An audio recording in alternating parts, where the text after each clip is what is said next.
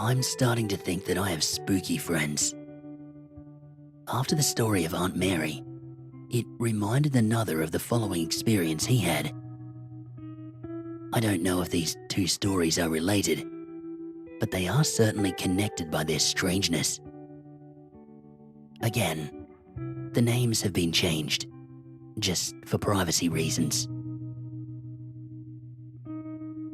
Each and every day, we make 1,000 myriad decisions affecting our lives. Most of them are trivial.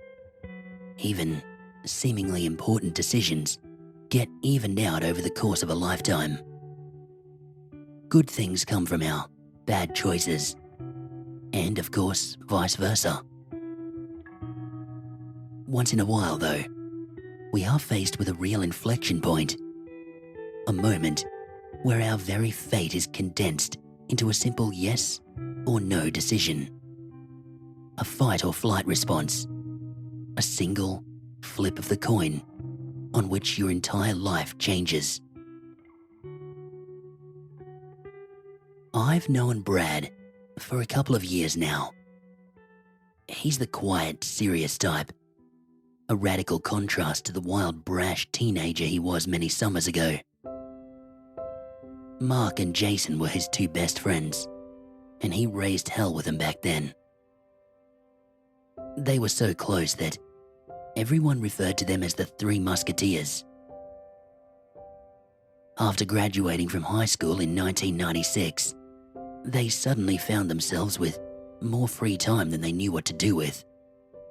So they spent it challenging each other to do dares. They had just one simple rule. Whatever was chosen, they all had to do it. All for one, one for all. This resulted in all three of them streaking naked through nursing homes, shoving their mouths full of entire packets of cigarettes all at once and lighting them, doing the cinnamon challenge while rip-roaring drunk, etc. The best stunt they pulled was telling some road construction workers that some guys dressed as policemen were coming to prank them. Then they followed this up by calling the police to report that pranksters dressed as road workers were going to close down a street. The resulting hour of chaos earned the Musketeers an overnight stay behind bars. That moment probably should have been their wake-up call to reconsider what they were doing with their lives. But Jason had one more dare in mind. Just outside of town was this forested area where hikers would occasionally pass through. Spanning across a wide river, there was this former railway bridge that was converted for walking. Lacking any lighting, if you stood in the middle on a moonless night, both ends would be so shrouded in darkness that the bridge would seem to stretch on for eternity. Which is why it was a popular place for suicides, and reputed to be one of the most haunted places around. A new moon was approaching, and Jason wanted a midnight visit to prove they hadn't lost their nerve for adventure. Though Mark had some reservations, Brad readily agreed. All for one, and one for all. So they committed to go. Getting to the bridge was via a lone stretch of road that wound its way through the forested hills. With Jason at the wheel, they passed the time by sharing ghost stories to psych each other out. So when they spotted a lone figure up ahead, in the middle of the night, in the middle of nowhere, their nervous laughter suddenly turned to dread. Tales of phantom hitchhikers ran fresh in their minds. Jason pushed down on the accelerator. No waiting for debate. There was no way he was stopping for a stranger out here that night. The last they saw of that unkempt figure was it limping and waving as it diminished rapidly into the distance. Most likely a homeless vagrant, they rationalized. There were some war veterans that came back with PTSD who had failed to readjust with society. They would often make the woods their home. Though they were more freaked out than they would admit, stubborn pride would not let them chicken out. They stopped the car in an empty tourist parking area near the bridge. It was a cool night, but their chills were more from the fear in their minds than from the air around them. Grabbing their only flashlight, they trekked towards the bridge. By the time they got to the center, it was clear that they were there alone. There were no lonely souls looking to end their lives that night. From where they stood, the end of the bridge did indeed seem to disappear to infinite darkness beyond. Their first few minutes passed with the sound of water lapping at the base of the bridge. They waited and they strained to hear any sounds of ghosts from people who had jumped to their deaths below. Nothing. Several more minutes pass in uneventful silence. Eventually, they relax and they start their usual playful banter, taking the edge off their nerves. They joke about the hitchhiker and how he probably wanted a lift to the bridge. More minutes pass. Their adrenaline rush had faded to tedium and boredom. "Well, we did your lame-ass dare, Jason," Mark boasted happily. "You lose.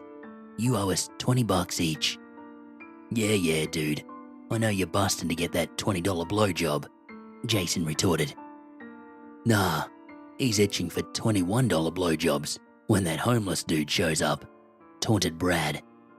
"Well, you can both just shh," Jason suddenly hissed. "Can you hear that?"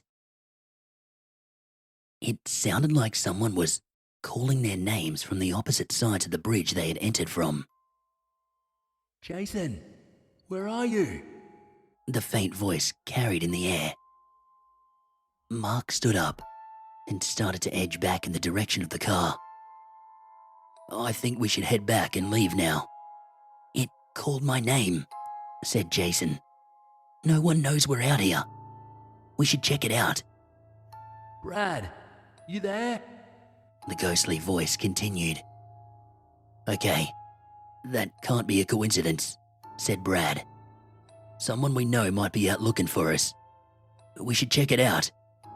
"You're outvoted, Mark," argued Jason. "Besides, I have the car keys. You're not getting anywhere. Let's go." They all headed towards the other bridge exit. "Hello? Who's there?" Jason yelled, but to no answer. "You know, there are some ghosts that lure you into," stammered Mark. "Just shut up for a moment. You're not helping," Jason interrupted. Reaching the other side of the bridge, they found no sign of any presence but themselves. Continuing their journey among the trail, the flashlight cast looming shadows across the trees. "There's no one here," Brad whispered. "I agree with Mark now. I think we should head back." "All right, guess it's my turn to be outvoted," Jason replied as he turned around with his torch. "Hey, where's Mark?" "He's right beside me." Brad spun around. Mark was not there. "He was there a moment ago, I swear." "Mark," Jason yelled, "are you pissing behind a tree?" No response. "He might have just chickened out and gone back to the car," Brad guessed. "Help! Help!" came the phantom voice, seemingly from behind them. It vaguely sounded like Mark. "Where are you, dude? This isn't funny," shouted Jason. Dead silence. After several more minutes of waiting and searching, Jason had enough. "Mark, we're heading back to the car. We'll meet you there," he yelled. They made their way back across the bridge to the car park. Mark wasn't there either, so they waited there, sitting in the car until sunrise. Very worried by this point, Jason and Brad head back across the bridge to look for Mark again, with the help of the early morning light. Having no luck in finding Mark and fast running out of options, Jason and Brad decided to head back into town to get help. On the drive back, they spot a figure lying on the ground beside the road. The hitchhiker. Daylight gave everyone a little more courage, enough for Jason to stop the car and help this time. Approaching the body, to their surprise, it was Mark. With his clothes torn and filthy, and his face stubbled, as if he hadn't shaved in days, he was unconscious and almost unrecognizable. They drove him straight to the hospital. He was so dehydrated that he was close to death. When he finally recovered, they asked him what happened. That night, Mark had followed them across the bridge and along the trail. He had only glanced back towards the bridge for a moment, but when he turned around, he was alone. He concluded that Brad and Jason were pranking him, hiding behind some trees. He yelled out for Jason and Brad and got no response. He checked around the trees, but could see nothing. Suddenly, he heard the rustling of approaching footsteps. Relieved, he followed the sound, but saw no one when he drew near. Now, completely disoriented, freaked out, and alone in the dark, he cried out for help. He would hear the footsteps approach, but would never see who was making them. He tried to outrun them, but he sprained his ankle, bruised himself running into thick branches. For 3 days, the footsteps tormented him, until he had stumbled onto the road one night. He had limped along, wishing for a car to pass by to take him home. He was overjoyed when he saw the light of an approaching car, even more so when he recognized it as Jason's. But that soon turned to anger and frustration as he watched it accelerate straight past him without even a hint of acknowledgement. He passed out along the road soon afterwards and woke up in the hospital bed. The Three Musketeers disbanded shortly after that. To this day, Mark believes that Jason and Brad had abandoned him to the forest just for laughs for 3 entire days. To him, it's a prank that he will not ever forgive them for. Jason also believes it's a prank, but put on by Mark in return for being outvoted on the bridge. Mark must have spent that morning walking back to the road, leaving Jason and Brad worried sick and looking for him on the bridge. As for Brad, he has a different theory. That night in the car, they were caught up in a wrinkle in time. Time may not be the straight line we think it to be. Perhaps, like a great river, it has whirls and eddies which loop back seamlessly and sweep some random few caught in the tides. Maybe that night, the ghosts they heard were the echoes of Mark caught in those swirls. Perhaps, more frighteningly, at those popular suicide spots. The victims themselves never chose to die. Fate flipped a coin, and the location chose them. If not for a fateful decision to stop the car, Mark may also have become another victim. In the end, maybe time itself is the prankster who is playing tricks on us all.